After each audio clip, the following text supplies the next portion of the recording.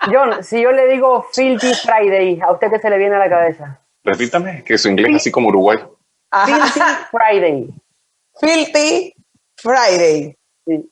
Profesor, auxilio con el uruguayo. Si a mí me dices o me hablas, por ejemplo, si a mí me hablas de una persona que ha recorrido más de 30 países, entonces sí te puedo decir de quién estamos hablando. No, pero yo le pregunto por la gran fiesta que se generaba en Isla Colón, Bocas del Toro, hasta hace un mes. Yo nunca he ido a eso. Yo nunca he ido a esa... Ni vas a ir, no te preocupes. Sí, porque es una repelencia, me imagino, ¿no? ¿Qué le pasa? No es una repelencia. ¿Qué le pasa, Edna? Pero es que ya tú no estás para eso. Ya. Ay, no, ¿por qué?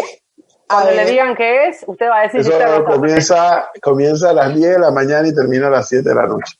Y no aguanta. ¿Y yo no aguanto? No. Ay, mira, me estás retando. No vayas. No. Deja que pase la cuarentena. ¿Por qué Leonardo pregunta por esa fiesta? Porque ese es un escenario frustrado que él tiene. Ok. ¿Y tú no has ido? No, las veces que fui a trabajar. Vaya de lejos. Vaya con Edna. No. Y por trabajo, fíjese que en días de trabajo no nos dejan hacer ese tipo de actividades lúdicas. Leonardo, yo me voy a llevar al profesor Cabrera. ¿Tú te imaginas? Sí, yo la veo. Yo la voy contigo. Es más, cuando... Pero yo la he visto. Profe, la filma y la filtra en Twitter. Bailando. Es más. No, ella no aguanta eso. Mira qué reto, Ángel, ¿qué te parece? Recibimos al empresario, al analista geopolítico, al comunicador, a una persona que tiene vasta experiencia recorriendo el mundo, Ángel Ricardo Martínez, que se ha decidido asentar en Isla Colón, Bocas del Toro, para poder desarrollar esta parte del país, y la pandemia obviamente lo agarró en este lugar. Ángel Ricardo, buenas noches, bienvenido, muchas gracias. Buenas noches a todos. Siempre es un placer estar aquí en Radio Panamá. Ustedes son como parte de la familia. No se lo diga mucho a Leonardo, ¿eh? Que te lleva para la casa. Qué gusto verte. Igualmente, profe, igualmente. Y siempre un gusto conversar con un joven profesional de este país que además altamente emprendedor y con una visión del mundo muy clara desde su óptica, claro está, por haberlo recorrido en buena parte. Y un poco de eso y un poco del patio es lo que queremos hablar esta noche con Ángel Ricardo Martínez, Benoit. Oye, ¿es Benoit o Benoit? ¿Cómo es? Benoit. Y vamos a hablar primero del patio. La pandemia ha golpeado al mundo literalmente y a Panamá pues también. ¿Qué nos puedes describir de Isla Colón, ese paraíso que tenemos los panameños, pero cada vez se nos aleja más porque cada día es más imposible por lo caro que es ir allá? ¿Cómo ha golpeado esta pandemia Isla Colón particularmente? Bueno, yo creo que ahora mismo este es un lugar quizá el más singular de toda la geografía nacional.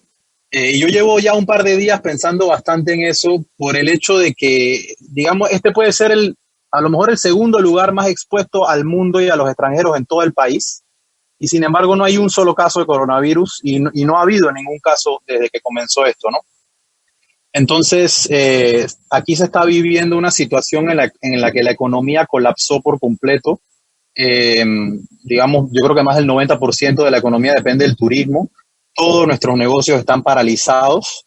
Nosotros particularmente llevamos desde el 6 de marzo parados, lo que ya dentro de poco van a ser 2 meses, sin nada a la vista, sin siquiera saber cuándo podremos volver.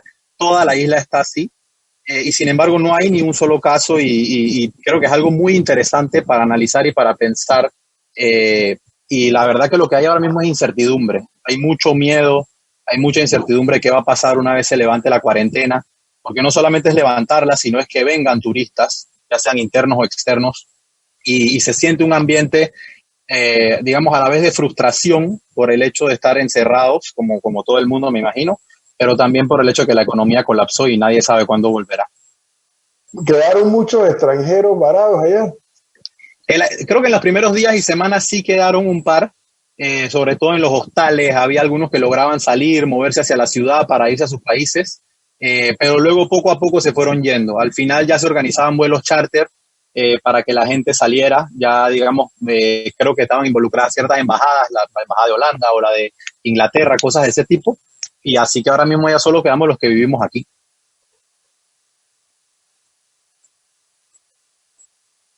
Buenas noches, Ángel. Sé que tengo que esperar que me den el feedback, ¿no? Que me den el go para poder entrar. Ángel, sé que eres un profesional que has tenido la oportunidad de conocer, por ejemplo, la pobreza del África y todas estas divisiones por pura ideología. ¿Qué crees tú que nos debe dejar a todos nosotros esta experiencia que estamos viviendo del COVID-19, sobre todo a los gobiernos? Bueno, hacia nivel general, como algo ya más filosófico, yo diría que es como un golpe de la historia, ¿no?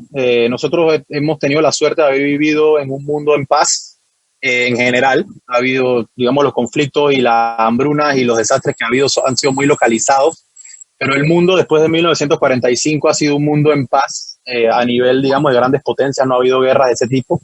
Ha sido un mundo en el que la economía ha crecido. La economía global no ha parado de crecer.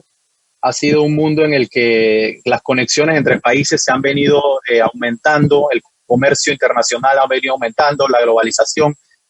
Un mundo que la verdad que al que le tocó vivirlo estos 70 años, desde 1945, 75 años, ha sido una época dorada, ¿no?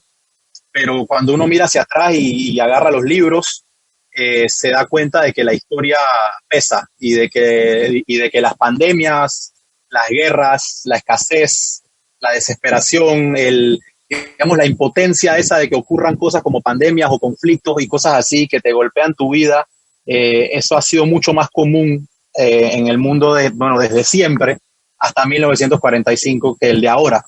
Entonces, es como que la historia nos está poniendo en nuestro lugar y nos está diciendo, por más bonito que todo parezca, siempre va a haber este tipo de cosas porque es la constante en la vida humana, digamos. Creo que eso es lo más importante que tenemos que saber.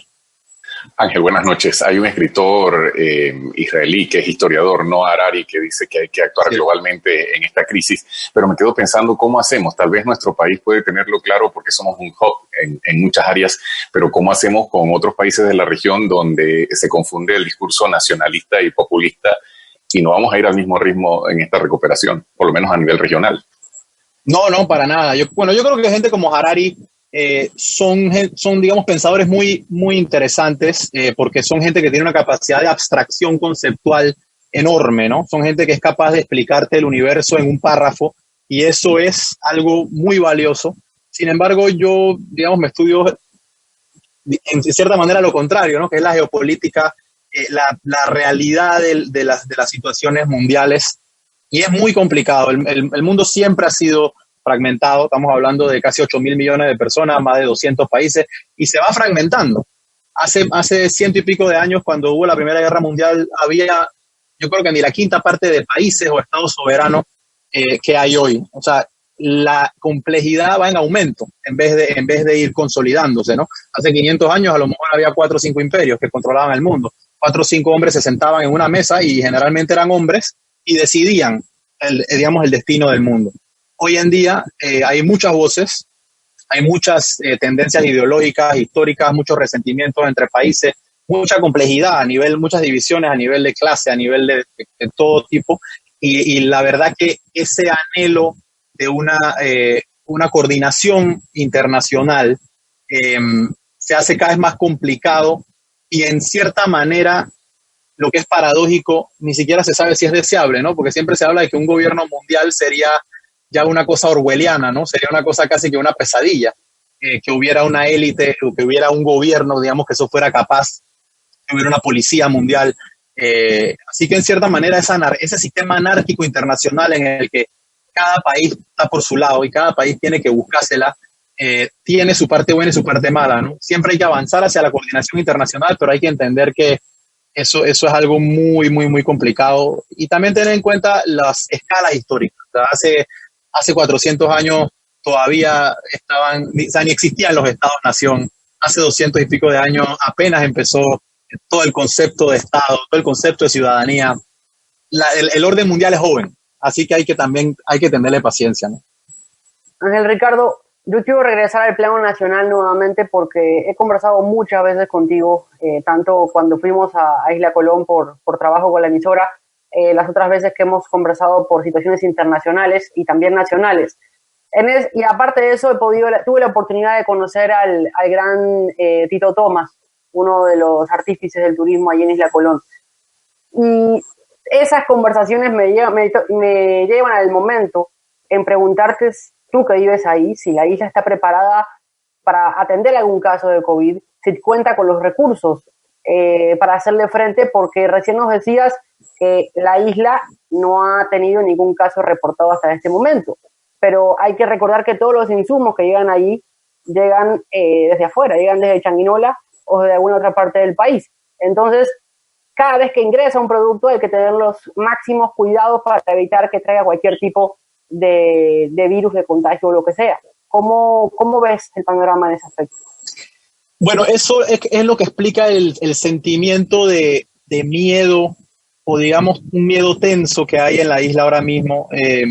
Por eso mismo, ¿no? Es una isla, es entre comillas, es fácil de controlar la entrada y salida de cosas, pero no lo es tanto.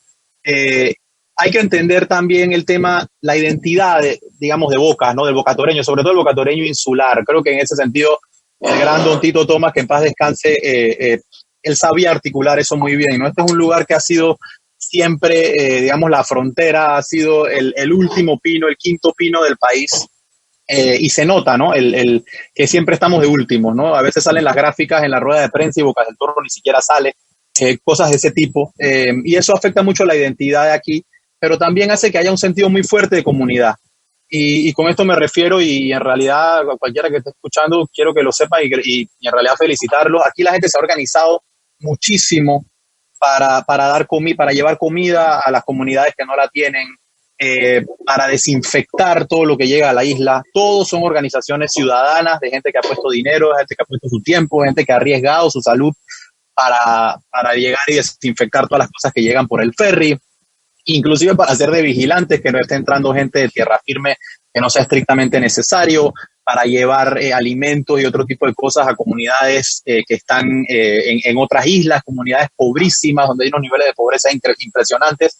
Todo se ha hecho por el tema ciudadano, ¿no? Todos los ciudadanos organizándose, los negocios se han puesto de acuerdo, y en ese sentido Isla Colón es un lugar muy especial por el sentido de comunidad que hay, y ya se ha convertido como en un objetivo local que no entre en casos. Todo el mundo está intentando trabajar para eso, porque también hay pánico, porque se sabe que el sistema no está preparado, que no hay ventiladores, que no hay camas. Yo no soy un especialista en el tema y no te puedo decir cuánto hay de cada cosa, pero por lo que he escuchado no hay nada.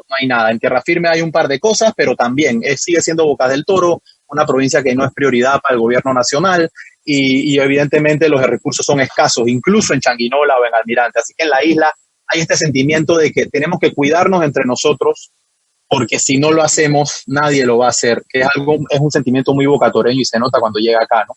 Así que entre esas andamos, entre el saber que no hay casos, y que los que estamos, y ya llevamos más de un mes aquí encerrados y no ha habido ningún caso, pero con la vigilancia esa de tener mucho cuidado porque no entre uno y no se convierta esto en una situación grave.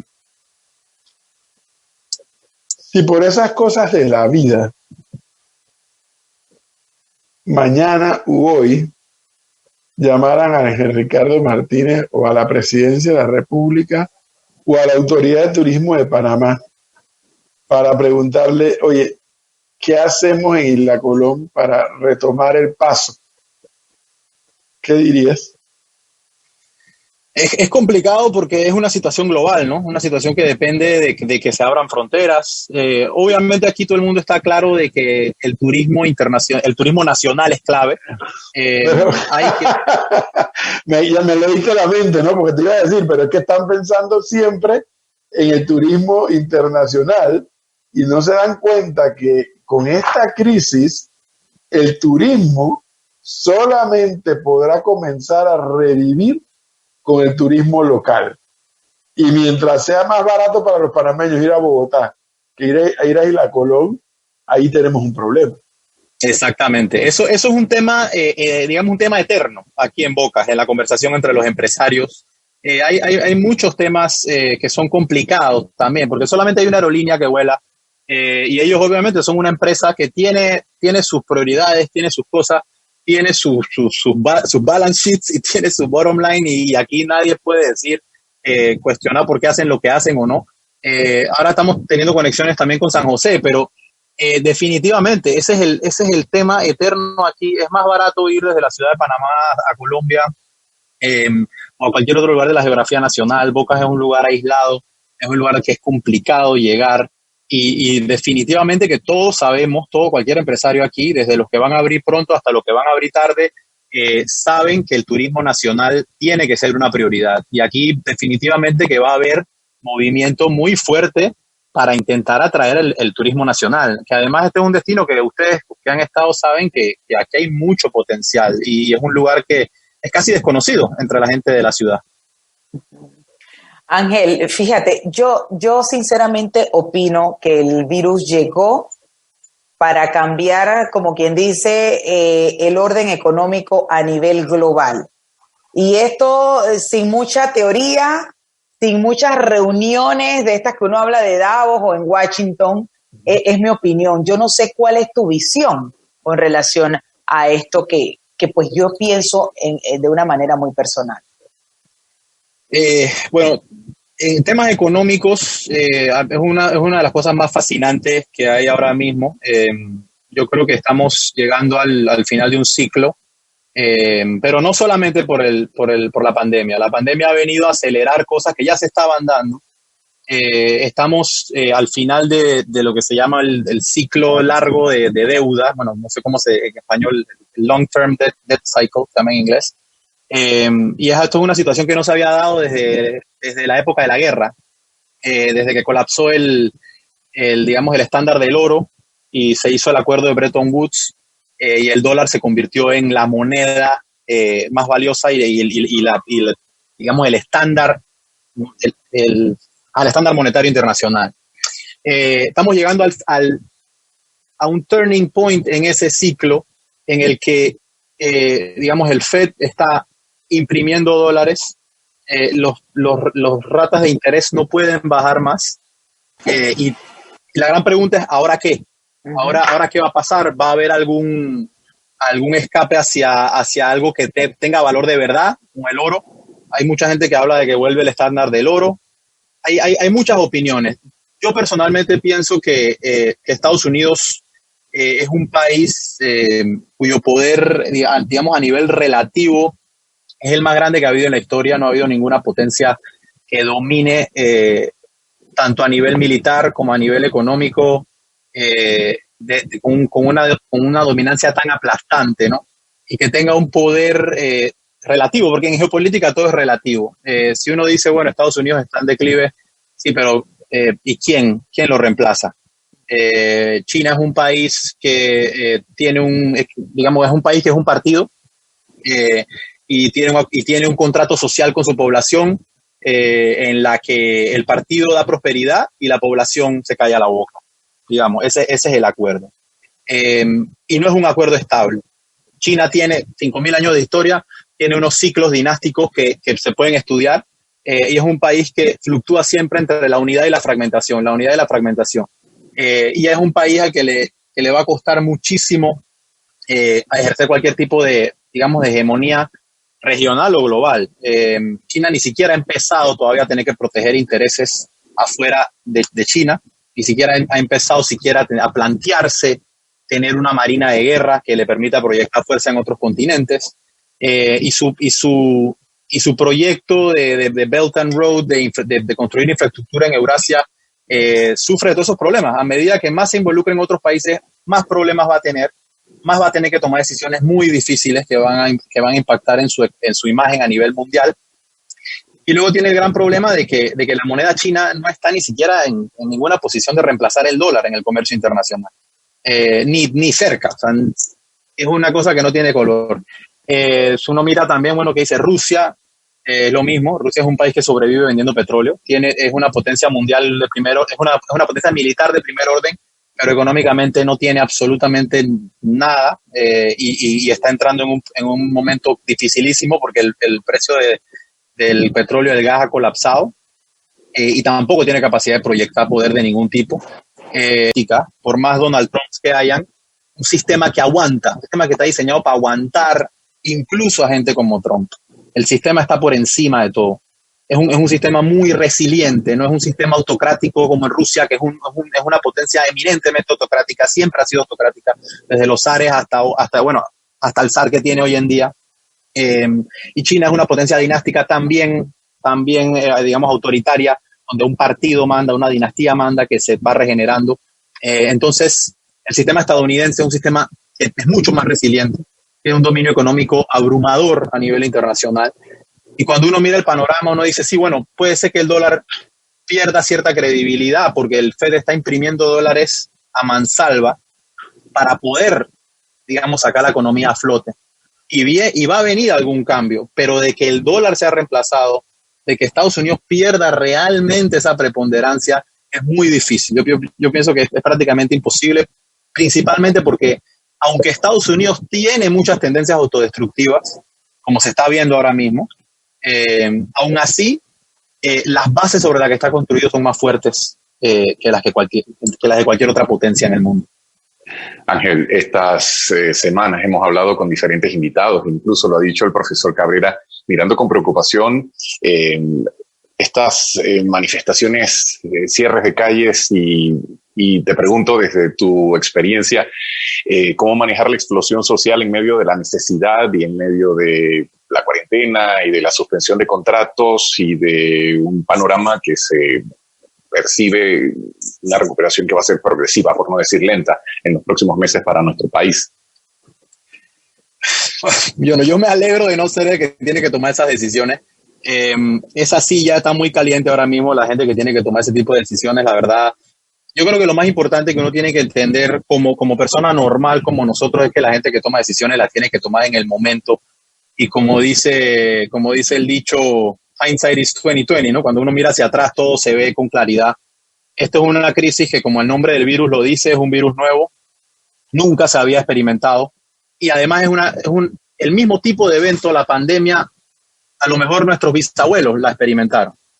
Los seres humanos vivimos en ciclos generacionales en los que se nos va olvidando las cosas, se nos va olvidando la escasez, se nos va olvidando la hambruna, se nos va olvidando los malos tiempos.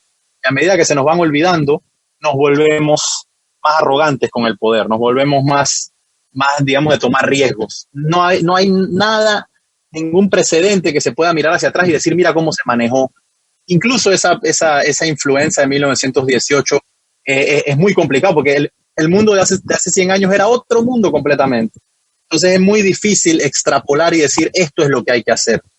A medida que van saliendo datos de diferentes países, esos datos se van analizando y se van tomando decisiones, que son decisiones que no son escritas en piedra, ni que bajaron del cielo, de que un Dios dijo esto es lo que hay que hacer. Son decisiones que toman seres humanos y que pueden ser correctas o pueden ser incorrectas. Una de esas decisiones es el approach que estamos tomando nosotros en este país, pero hay otros países que están tomando otros approaches completamente diferentes, ¿no? El caso creo que más notorio sería el de Suecia, que es un caso muy interesante, un caso que realmente merece todo el seguimiento, pero uno tiene que entender qué pasa por la cabeza de cada persona en un momento como este. Ya seas empresario, seas trabajador, es un momento muy complicado, es un momento sin precedentes, pero en la mente y en el corazón de cada persona hay un cálculo de riesgo. La gente dice, bueno, sí, me estoy quedando en casa, pero ¿qué clase de vida es esta? ¿Qué clase de vida es estar en casa? Y a medida que ese cálculo de riesgo va cambiando con el tiempo, la gente que está en el mando tiene que entender, tiene que anticipar eso, porque las consecuencias pueden ser desastrosas. Entonces, creo que el manejo del mensaje, de la comunicación del Estado, el manejo de la narrativa, del ánimo que se le da al pueblo, el manejo económico, aquí en Panamá es un tema muy fascinante que bueno, creo que el periodismo en general tiene que incidir, que es el tema de, bueno, lo que hablaba antes del dólar, ¿no? Panamá usa el dólar, Panamá no tiene banco central, Panamá no puede agarrar y decirle al Fed que imprima dólares para darle a su población. Y este es un país que al tener el sistema, digamos, el sistema monetario que tiene, es un sistema monetario impresionantemente sofisticado y único en el mundo y que ha dado resultados de una macroestabilidad económica impresionante en un siglo. Pero yo creo que el ciudadano merece entender de dónde salen esos dólares, que no imprimimos nosotros. ¿Y qué efecto cómo eso, el hecho de que nosotros no tenemos banco central, cómo afecta todo este tema de que podemos salir a pedir bonos? ¿Cómo afecta este tema de la moratoria? ¿Cómo afecta este tema de que se reparta dinero hacia Todas estas cosas tienen un sentido y tienen toda una serie de detalles detrás de ellas, ¿no? Panamá tiene un sistema muy sui generis, totalmente sui generis. El vecino de al lado puede imprimir colones, el del otro lado puede imprimir pesos. Yo no estoy diciendo que sea lo correcto o lo incorrecto. Esa es la política monetaria de cada país. Pero nosotros tenemos una política monetaria muy especial que yo creo que el ciudadano merece al menos entender, al menos estar expuesto a qué significa eso. Porque uno ve los debates en las redes sociales y la gente habla que si la moratoria, que si dónde está mi bono, que si dónde está mi plata. O sea, eso tiene toda una serie de consecuencias económicas, tiene toda una serie a nivel de presupuesto, a nivel técnico de cómo haces para repartir esa plata en la población.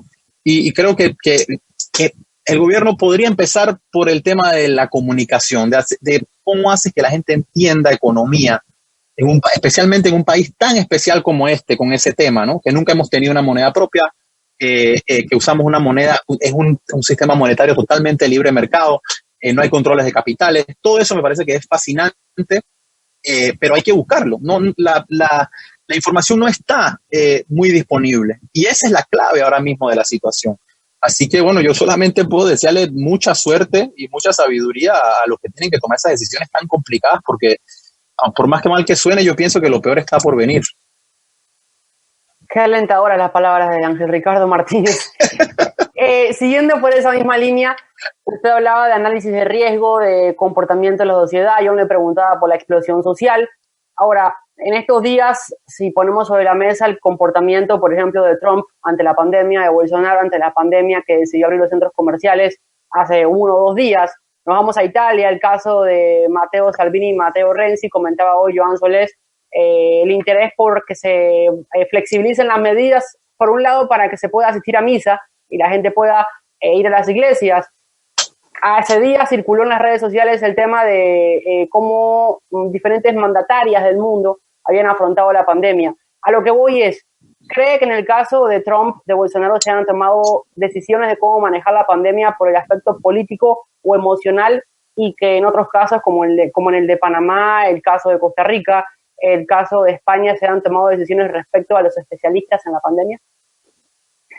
Sí, bueno, en toda esta pandemia ha habido el tema ¿no? De que los científicos tienen que llevar la voz cantante, ¿no?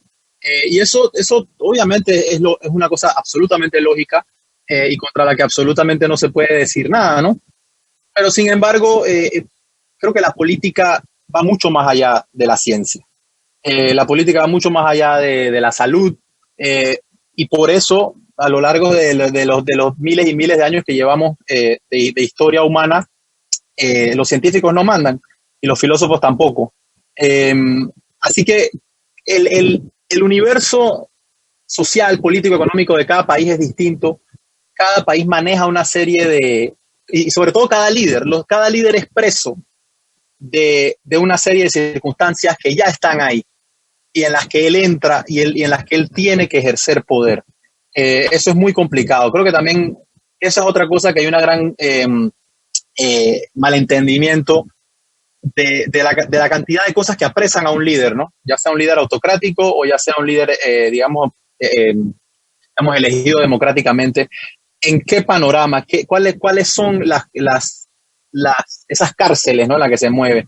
Jair Bolsonaro, por ejemplo, más allá de lo que sea como persona y más allá de las cosas que dice, definitivamente que representa un sector de la población brasileña, de la misma manera que Trump representa un sector de la población estadounidense. países donde hay una tradición liberal importante, es muy difícil decirle a la gente que se quede en la casa. Y es muy difícil, digamos, lo que en inglés se llama enforce, ¿no? Realmente hacer que se queden. Cada país se está encontrando con una serie de dificultades que son muy complicadas. En el caso de las mujeres que gobiernan, organizados, como Nueva Zelanda, esas mujeres gobiernan países como Alemania, como Taiwán, que son impresionantes. Países que la verdad que da gusto ver cómo esa burocracia funciona a la perfección. Y la verdad que lo han llevado muy bien. Han entendido qué es lo que importa y qué es lo que no importa. Yo no sé aquí en Panamá cómo se han tomado las decisiones, porque no tengo acceso a ese tipo de información, pero cada país tiene una serie de circunstancias a las que cada gobernante les da prioridad. Y cada gobernante, cuando llega al poder, entiende por qué está ahí. Donald Trump no está en el poder en Estados Unidos de casualidad. Él entiende por qué está ahí. Y él entiende también muy profundamente cómo mantenerse surfeando esa ola, ¿no? Cómo mantenerse en el poder. Él sabe perfectamente a quién le habla. Y él representa un ciclo de la historia estadounidense en el que se necesita eso. Porque uno se pone a ver y al final las cosas que Trump dice, que con China hay un desbalance económico, es una realidad. Y ha venido la pandemia a darle la razón. Resulta que ahora no hay cierta cantidad de cosas que se necesitan para la pandemia porque las fabricaban en China para abaratar costos. Entonces, a lo mejor la manera como lo dice es bufonesca, da risa, es ridícula, pero en el fondo él sabe por qué lo dice. A lo mejor, bueno, realmente a lo mejor ni él lo sabe por qué lo dice, pero lo dice y resuena con mucha gente y esa es la fuente de su poder. Entonces creo que cada país tiene un análisis muy especial. El virus ha demostrado que se comporta de una manera distinta en cada país también. Me parece que las cifras de muertes, por ejemplo, en Estados Unidos, a pesar de que absolutamente son las más altas del mundo, proporcionalmente son más bajas que en Italia o en España, donde la población es mucho más vieja. Y dependiendo del perfil demográfico de cada país, el virus se comporta distinto. Como dije, el caso de Suecia es fascinante. Aquí mismo cerca tenemos en Centroamérica una Nicaragua que yo creo que ni siquiera ha aceptado que el virus existe. Entonces hay mucha información por ahí interesante y cada líder, porque esto es política, cada líder reacciona, tiene sus prioridades, ¿no? Y al final es el novel coronavirus. Hay muchas cosas que no se saben y solamente el tiempo dirá, ¿no? Tú has conocido muchos países y no solamente los has conocido, los has estudiado.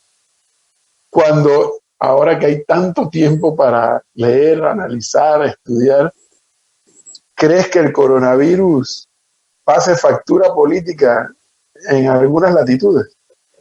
Definitivamente. Yo creo que lo que estamos viviendo ahora en estos momentos es como si lográramos darle pause a una torre de Jenga que ya se va a caer. O sea, en el momento en el que uno saca ese último Jenga y la torre se viene abajo, le dimos pause. Y apenas se empiecen a levantar las cuarentenas, van a empezar a caer los dominós. Eso yo pienso que es una cosa que va a pasar. Y solamente hay que ver, como dije, hay que echar el ojo para atrás y ver los ciclos tanto geopolíticos como económicos. Creo que esos son los dos componentes más importantes, ¿no? Hay que entender los órdenes, el ciclo de los órdenes mundiales, el ciclo de los órdenes políticos, de dónde viene el orden político que tenemos en la actualidad, qué orden político reemplazó, y así uno se va hacia atrás, ¿no? Se va yendo hacia atrás y ve cómo hay similitudes en esos ciclos. Y luego el tema económico, de dónde viene el orden actual, de dónde viene Bretton Woods, por ejemplo, qué fue lo que pasó en el 71 cuando el dólar se desconectó del estándar del oro, y ahora que tenemos lo que se llama moneda fiat, moneda de que realmente el dólar no está respaldado por nada, cómo tenemos un mundo en el que el dólar es la moneda más importante y sin embargo no está respaldada por nada, se está imprimiendo digamos, a la voluntad del Fed. Entonces, entendiendo eso, uno puede entender por dónde viene la cosa. El tema de desigualdad. Todas las cosas que ya estaban desestabilizando el mundo y que estaban creando protestas e inestabilidad en todo el mundo, porque los primeros meses del 2020 y los últimos del 2019 habían protestas prácticamente en todos los países, desde Chile hasta Líbano. todas esas cosas van a volver exacerbadas al doble por la escasez, por la desesperación, por el daño psicológico, el daño mental que se le ha hecho a la población, que no hemos ni empezado a cuantificar los efectos que puede tener este tipo de cuarentenas, y el daño económico. Cualquier empresario, no solamente yo, cualquiera te puede hablar de miles y miles de dólares perdidos en todo esto que no volverán. Entonces, cuando uno junta todo eso, todos esos átomos de descontento, uno puede ver que la mecha está lista para explosiones por todos lados.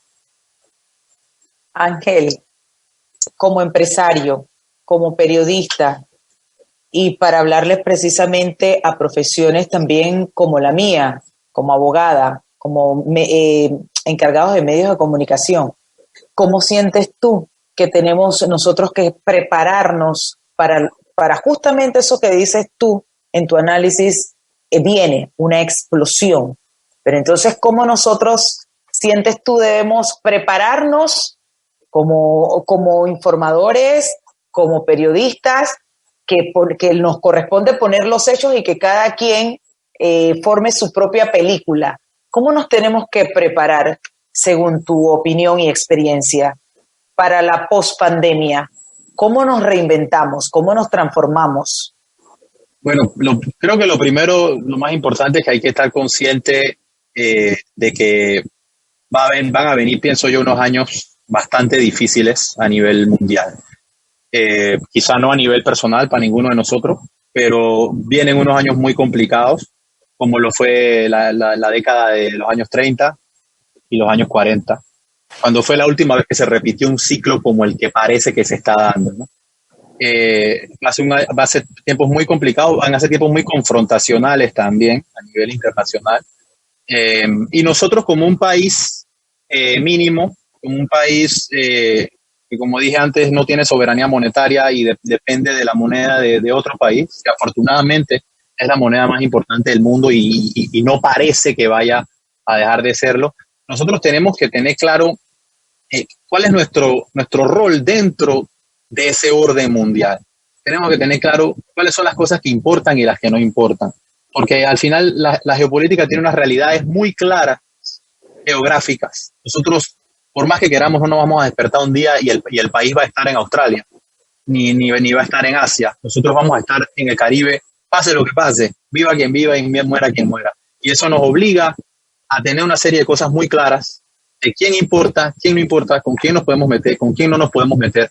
Y ese es el nivel más alto que tiene que dictar nuestro entendimiento de cuál tiene que ser la conducta del país, hacia dónde se tiene que llevar el país.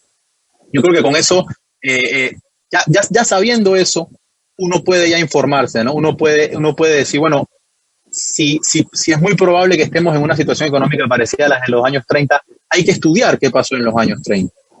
Y hay que estudiar cómo eso puede afectar a nuestro país a nivel económico, porque nosotros encima tenemos el dólar.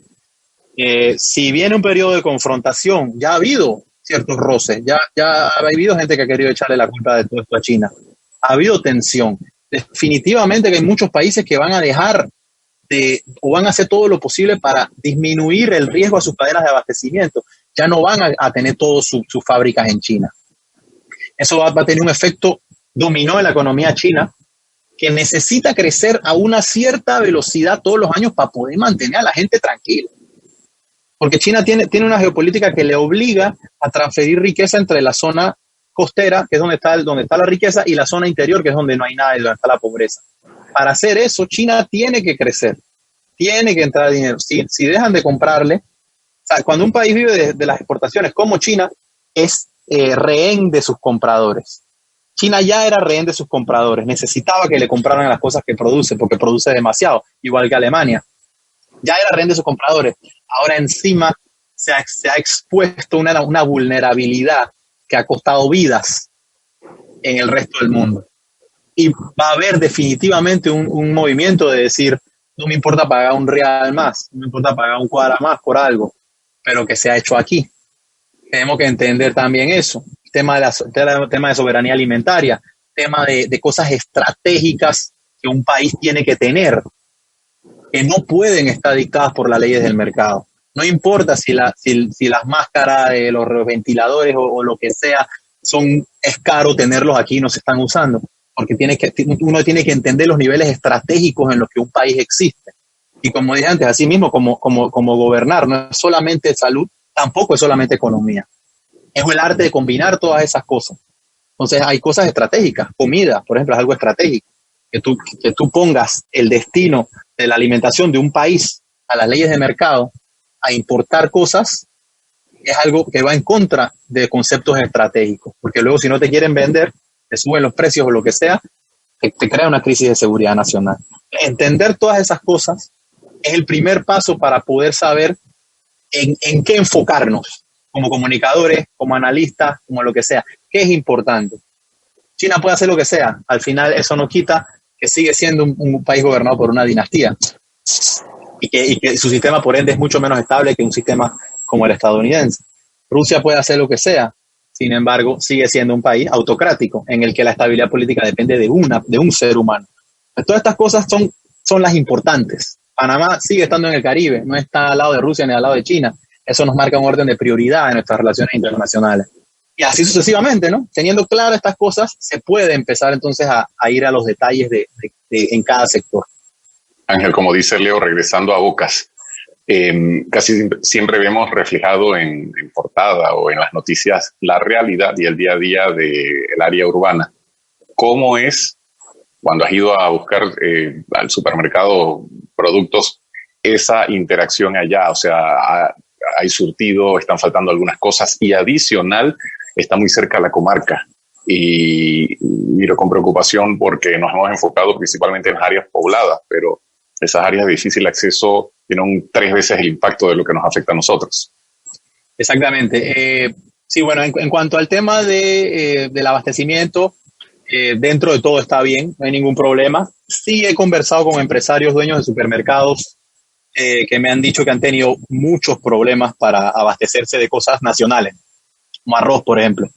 Hay una gran demanda de arroz, por motivos obvios, y ellos han tenido que ir directamente a los productores, cuando antes no lo hacían, para poder traer arroz a la isla, porque hay una competencia muy seria con ese tipo de productos. Los demás temas, productos importados, etcétera, está bien. Sin embargo, hay muchos indicadores a nivel internacional de que la cadena de abastecimiento de comida no está en su mejor momento, por cuestiones obvias, de cuarentena, etcétera. Uno puede tener reservas de cosas, pero se van acabando. Entonces, estamos en una carrera contra el tiempo.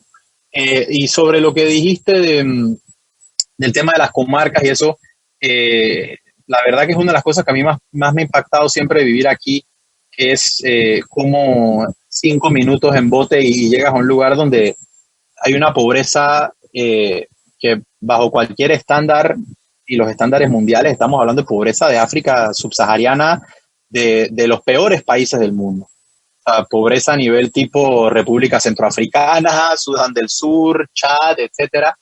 Y eso, y lo ciego que somos ante eso, ¿no? Nosotros en nuestra empresa, hace ya como 2 años, adoptamos una escuela de la isla Solarte, porque la mamá de un chico que trabajaba con nosotros es maestra ahí, y cuando fuimos, ¿sabes? Se te cae el alma al piso, ¿no? Viendo esos salones, viendo los niños descalzos, que los niños llegaban sin comer a la escuela. Y bueno, nosotros, para aportar nuestro granito de arena, decidimos darles desayuno todos los días a esos niños. Y el efecto que esas cosas tienen, ¿no? Todos los niños ahora van a la escuela, no falta ni uno. Bueno, cuando había clase, no falta ni uno. Se han organizado con los papás y las mamás para cocinar, para que los niños desayunen todos los días. Obviamente las notas han aumentado. Pero creo que Panamá, por sus condiciones geográficas, con una población concentrada en el otro lado del país, en el lado Pacífico, y concentrado en el conglomerado del canal entre Colón y la ciudad de Panamá, somos muy ciegos a las realidades durísimas que hay, no solamente aquí en Bocas del Toro, sino un poquito más allá, hacia la comarca Nuevo Buglé. Estamos hablando de miserias, pero muy, muy, muy, muy, muy fuertes. O sea, cosas que nos debería dar vergüenza, porque son niveles de pobreza de lo peor, a la altura de lo peor del mundo, o a la bajura de lo peor que hay en el mundo. Así que Es importante decirlo porque también son panameños y hay que buscar la manera de tratar con eso, ¿no? Porque es una situación muy grave y ojalá que hubiera más visibilidad de ese tipo de cosas. A través del 6131-5565, que es el WhatsApp de Radio Panamá, Ángel Ricardo, por un lado llega un comentario que dice que está interesante lo que dice usted como analista, y por el otro hay un oyente que pregúntale cómo piensa él en un escenario confrontacional, cómo será el nuevo orden de Estados Unidos con respecto a China y cómo será reconformado el proceso de materias primas a China y el cambio de los centros de producción, los famosos commodities. Sí, claro.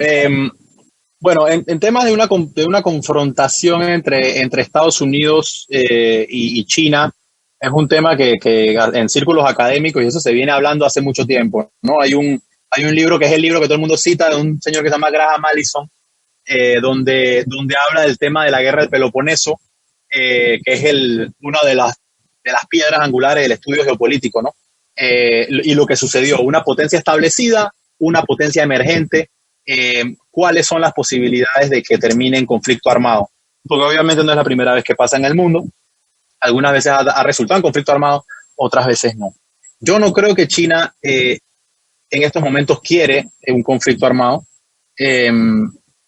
Entender la mentalidad china es crucial y esto es un desafío que tenemos los analistas que nunca habíamos tenido, porque China no había tenido esa relevancia desde hace 200 años o 300. Entonces, China vivió lo que ellos llaman su siglo de humillación, que va de las guerras del opio hasta el final de la guerra civil en 1949. Y entender qué quiere China es fundamental. Yo pienso que una de las cosas definitivas que quiere China es tener lo que ellos llaman la línea de los 9 puntos, lo que es, digamos, un dominio regional en esa parte del Pacífico, ¿no? Y definitivamente establecer un orden regional centrado alrededor de China, que es lo que es el Belt and Road, ¿no? Que es la manera como China se ha visto desde siempre. China es el Middle Kingdom, es el reino del centro. Es el centro al que todos los de alrededor le dan tributo. Es la metrópolis y es la cultura a la que todos miran en Asia. Ese es el tema con China. Viene de un orden en el que siempre China ha sido el centro de gravedad del sistema, digamos, de esa región. Europa viene de un orden multipolar. Los países europeos siempre tenían que estar con la guardia alta porque se daban entre ellos. China nunca tuvo que hacer eso, porque nadie de alrededor se le puede parar al lado. Japón lo hizo, pero fue una excepción de la historia china. Fue en lo peor de la historia china, en el medio del siglo de humillación. Y los chinos no se olvidan de eso. Cualquiera que ha ido a Nanjing, vas al museo de lo que hicieron los japoneses en Nanjing, y la verdad que también, o sea, dan ganas de llorar. Ni los chinos ni los japoneses. Exactamente. Entonces, creo que hay que tener mucho cuidado. El tema Taiwán es muy, muy, muy, muy, muy delicado. Ahora mismo se ha visto cierto roce también con el tema, porque no se nos puede olvidar todo el triángulo que ha habido entre Taiwán, la OMS y China a nivel político con la información del virus, ¿no? Taiwán desde hace muchos años se lleva luchando para que Taiwán sea parte de la Organización Mundial de la Salud y la República China no ha querido. Y el que Taiwán esté fuera de ese sistema tuvo muchas consecuencias para lo que se sabía del virus y la información que le fue pasada como oficial de la OMS al resto de países. Entonces, definitivamente va a haber un reorden en el sentido de que muchos países ricos, países que le compraban a China, van a hacer un gran esfuerzo para volver a traer esas fábricas. Va a haber evidentemente también una competencia en centros digamos, de bajo salario, de baja mano de obra, para que, digamos, un país que tenía unas fábricas enormes en China, ahora tenga muchas fábricas más pequeñas en otros países. Llámese Bangladesh, llámese Vietnam, llámese países que quieren seguir ese mismo modelo, pero no pueden acaparar y convertirse en la fábrica del mundo como lo hizo China. Y eso vamos a ver qué tipo de impacto tiene en la psiquis china, en su sentido de seguridad interna y a lo interno del Partido Comunista. Porque no se nos puede olvidar también que por más que sea Partido Comunista, digamos, el orden o los gobernantes chinos son muy conscientes de cómo funciona la corte imperial china o de cómo funcionaba.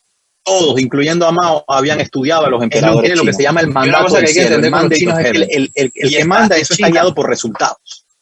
Si no das resultados, significa que el mandate of heaven te abandonó, el mandato del cielo te abandonó. Eso todavía es muy importante entenderlo y es muy importante y muy interesante ahora mismo seguir o intentar entender qué está pasando a la interna, cómo se está juzgando a Xi Jinping por su desempeño, no solamente con la crisis de Hong Kong, últimamente pues, con la crisis de Hong Kong, ahora con esto del coronavirus, y cómo se está manejando todo este tema de cara al futuro, y cómo esto va a hacer que China repiense sus prioridades, y no se puede descartar que se busque un conflicto. Y evidentemente, así como Berlín lo fue durante mucho tiempo, el lugar donde si empezaba la guerra empezaba ahí, hoy en día podría ser el estrecho de Taiwán. Hombre, yo no es que soy optimista, pero tampoco soy pesimista. Porque cuando analizan las crisis o los ciclos, como lo ha dicho Ángel Ricardo, por los cuales ha atravesado la humanidad, pero muy particularmente si nos queremos referir a las del siglo XIX, siglo XX, la diferencia que puede haber ahora, Ángel Ricardo, es que hoy tienes muchos más conocimientos acumulados y experiencias acumuladas justamente por esa historia para poder, no vas a salir de la crisis mundial al día siguiente, pero para acortar esa salida. Y voy a usar un ejemplo que va a ser desproporcionado, pero que nos tocó vivirlo. Y lo he contado aquí varias veces, con la invasión de los Estados Unidos a Panamá. Previo a la invasión, ya previo, o sea, y cuando digo previo no el día antes, 1 o 2 años antes de la invasión, desde el año 87, cuando la crisis contra la dictadura, la lucha contra la dictadura se profundizó. Los especialistas de Panamá y de afuera de Panamá, y sobre todo cuando se dio el cierre del centro bancario, decían, Panamá no se levanta más, de esta no sale. Esta no sale.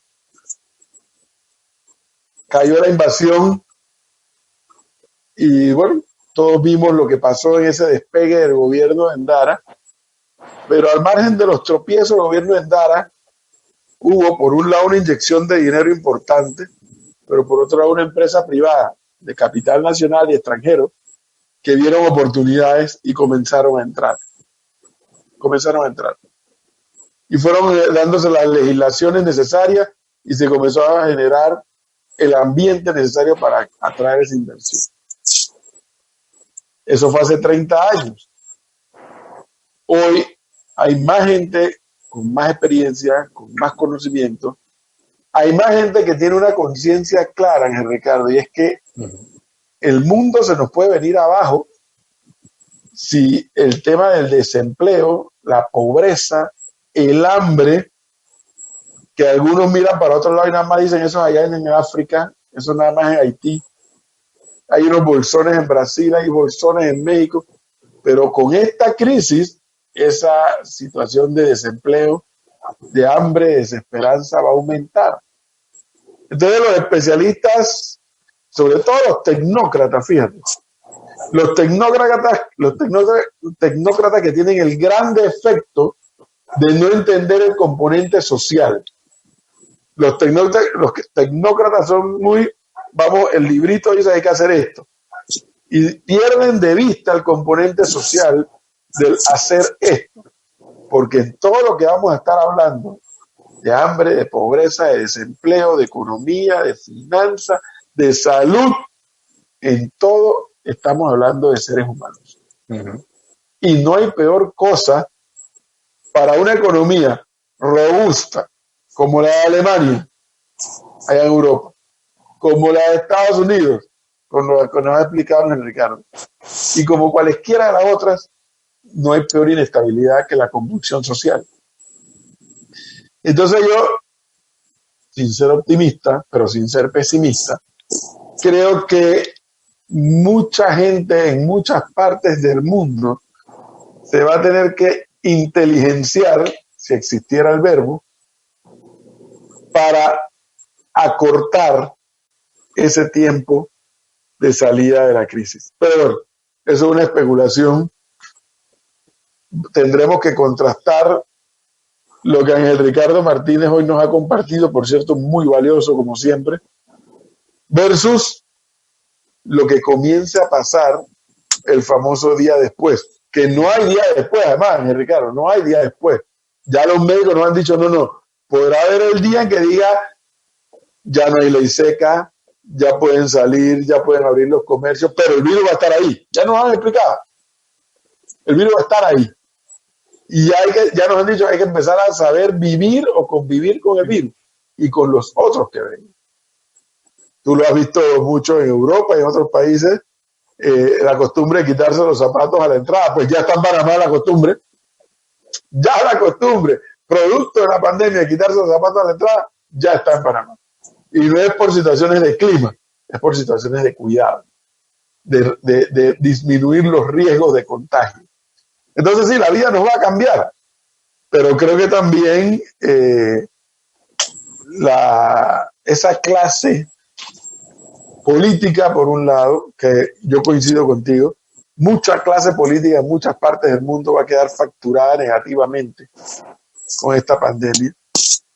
Muchos tecnócratas también van a quedar facturados, porque probablemente vendrá otra generación ya que viene empujando para refrescar ideas, y ahí es donde yo pienso que tal vez, se puede acordar, pero bueno, habrá que contrastar lo que decimos hoy versus lo que termina de pasar ese famoso día después. Te agradezco enormemente esta oportunidad que nos has dado a nosotros, a nuestros oyentes y seguidores de las redes sociales. No, gracias a ustedes. Y si puedo añadir una cosita, yo estoy totalmente de acuerdo con usted. Yo creo que definitivamente el mundo se mueve en ciclos, pero son ciclos que siempre terminan más arriba de donde llegó el ciclo anterior. Y definitivamente que es así. Usted habló del siglo XVIII. Uno tiene que acordarse de dónde vienen estos conceptos, ¿no? El concepto de nación, el concepto de nación-estado, el concepto de ciudadanía, todo eso. Hay un libro muy interesante que lo estudio mucho, se llama El escudo de Aquiles, de Philip Bobbitt, y él describe estos ciclos, ¿no? Y cómo hemos pasado de la nación-estado y estamos pasando a lo que él llama el market state, el estado-mercado. Y es lo que usted dice, hay mucha gente inteligente en el mundo, muchísima, la información está por todos lados, y así como está para mal, con los memes y los fake news y todo lo demás, también está para bien. Ahora hay que tener las arquitecturas constitucionales para que el talento se pueda aprovechar sin ningún tipo de problema, ni de nacionalidad, ni de nada de esas cosas. ¿Por qué? Porque estamos mezclando conceptos de nación-estado con conceptos de eficiencia. Entonces, el mundo va a tener que moverse hacia una eficiencia en donde el talento, la capacidad, se vea sin ninguno de estos lentes o filtros que nos vienen del siglo XIX y que ya no son tan valiosos o tan importantes para el mundo de hoy. El país que logre hacer eso primero va a ir adelante la curva, por más chiquito, por más grande, por más lo que sea. Esa yo creo que es la carrera hacia el futuro.